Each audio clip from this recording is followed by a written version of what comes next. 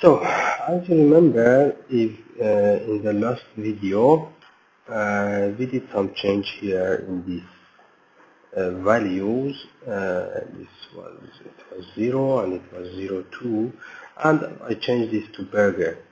So now I save it again. I have to do some more change because now I want to do the keyword control. In this src folder, I'm into this Turtlebot 3 and then Turtlebot 3 telop. Inside this launch file, I have this, inside that launch folder, I have this launch file. Here also I have this in environment Turtlebot model that I have to change it with burger. I have to save it, and now again I will source my setup.bash file. After that, do the ROS core. Then I open a new terminal.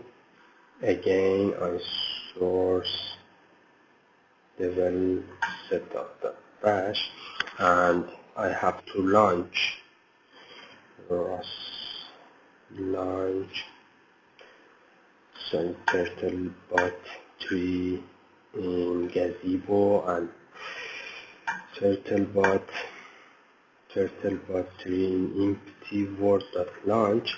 Now my robot will open in Gazebo, and yes, here is it. After that, what I have to do is to open a new terminal. Again, source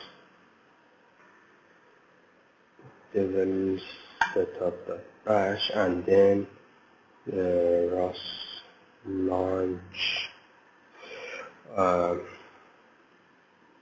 folder name was Turtlebot 3 telop, and inside that, what was the name of our launch file? Turtlebot 3 telop. Turtlebot 3 telop dot key dot launch, underline key dot launch. So when I press enter, everything is fine.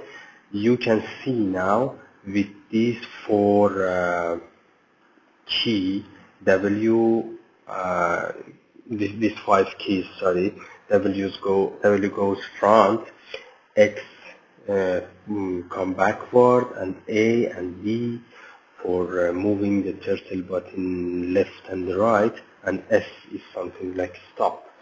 So let's check it. Whenever I press it, you can see my robot is moving. If I want to move it in the left or right, that sounds some game. You can play with it, and yes, and with X the speed will go down, if you press it more and more, the speed is changed. So you can find how to move this robot with this keyboard keys.